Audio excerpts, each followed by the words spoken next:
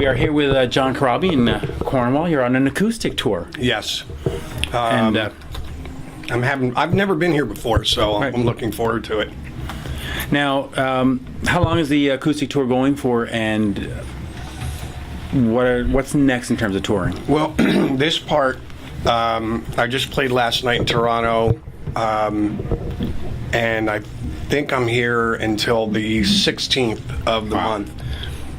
And then I fly home, I rehearse for 2 days with my band, and we've got a couple shows in Georgia, a couple in Florida, and then I come home again for like a week or so, 2 weeks, and head over to Europe with Bruce and the guys in ESP.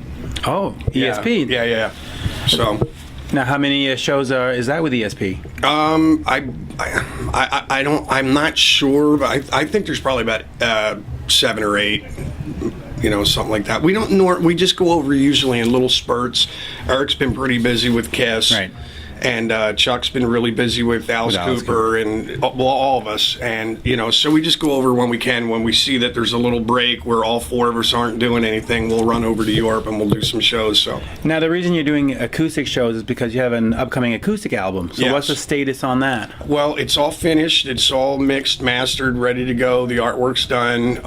There is a label that is considering putting it out for me, but it probably won't be till February, which is good news and bad news. I know some people have been writing to me asking me when it's coming out, and they're excited to hear it, but obviously I want to get it out there to as many people as possible, and I think maybe doing this thing with the record label Would be a good move. Yeah. Now, do you leave it as it is, or do you tinker with it over the next few months? Nope. And say, No, it's done. I'm good. I'm really pleased with it. It sounds great. It's 3 acoustic guitars. We didn't use any. There's no electric instruments. Obviously, the unplugged title.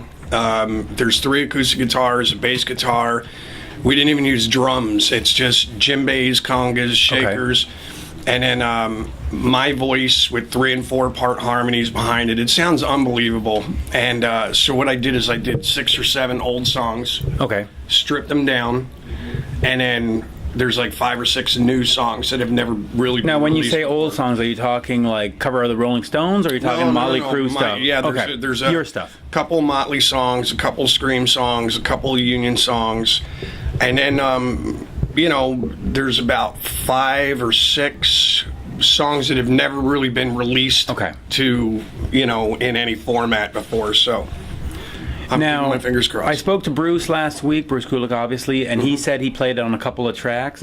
Did he play on the Union stuff, or is he sort of anywhere in there? Like No, I didn't have him play on the Union stuff. Okay. I actually had Bruce do some really cool soloing on a version of Man in the Moon that we did. Oh, nice. And then I did a stripped-down version of Hooligan's Holiday. Oh, great. And I did the main solo, and then I had Bruce do the one at the end. Okay. So it was cool. Now, you had Bruce on the album, you're doing a couple of shows with him, then it's ESP.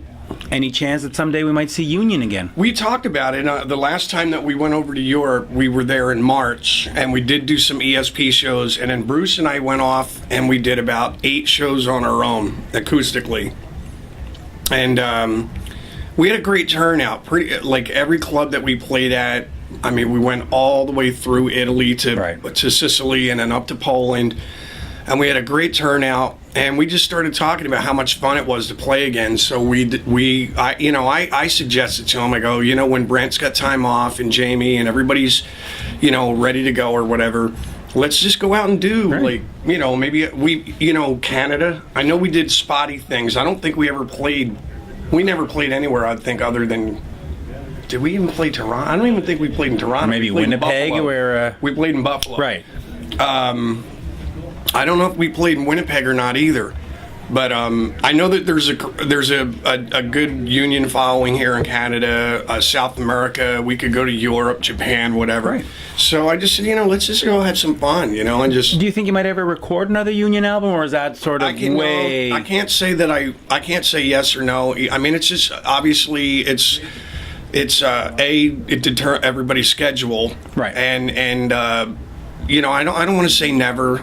You know what I mean? Right now, Bruce is focused on his, touring for doing his solo record stuff in Grand Funk. Brent's busier than hell with the Slash thing. And I really want to try and do, this acoustic thing is, a solo record, but I really would like to do, a full-blown, electric, hard rock, Right. solo record. So I'm working on that as well. And then, we'll see. And you're also sort of working on the John Corabi brand. I mean, you did Right. the Rat thing, you did the Motley thing, but you Yes. never really did the John thing. Right. So That's kind of what I'm into right now. Right. I loved the Union's music, and I loved playing with that band. It was a lot of fun. But being in a band there's a lot of give and take. It's like any relationship, and there were certain things in there that I really wanted to be a little bit more, just a little more say in, or I wish we would have done things a certain way different. But because it was a band, right. a band thing, I had to, we all had to give and take, and I had to take into consideration other people's opinions and feelings. And I just kind of like right now being able to call my own shots. Right. I can go play when I want to play, stay home, write, do whatever. So I want to try it for a while, see how it pans out. And in terms of you plugging in and doing a full sort of band album as John Corabi, is that in the works too? Yeah. Okay. I've already started writing some stuff. The group of guys that I'm playing with are great. They've got a lot of ideas as well, so there's some collaborations with me and them. I'd like to even collaborate with outside people. Okay. But I want to do just a killer, kick-ass record, no filler. Every song is, just a great song. Right. And so I've got some stuff in the can, and I'm pretty pleased with it. So now I just want to finish up the record, and I hope to have one. Even though the acoustic thing is coming out in February of 2012, I'd like to have a record ready to go in 2012. So probably a little later in the year. Now, and the last thing is the Motley album that you worked on in '94. At the time, people went, well, it's not really Motley and stuff. But as the years have gone by, it's sort of become the classic. And more people are going, we want to hear these songs, and why doesn't Vince sing them? How do you, what is it now, 17 years later or whatever? How do you look at the album? I what, honestly, I can go back and look at the body of work that I had, and obviously, you look at certain songs and go, man, I wish I would have done this differently or whatever, but overall, I'm proud of every record that I've ever done, and I think the Motley record, in all honesty, without sounding cocky, I thought it was a brilliant record. I thought it was brilliant then, and I still think it is. Right.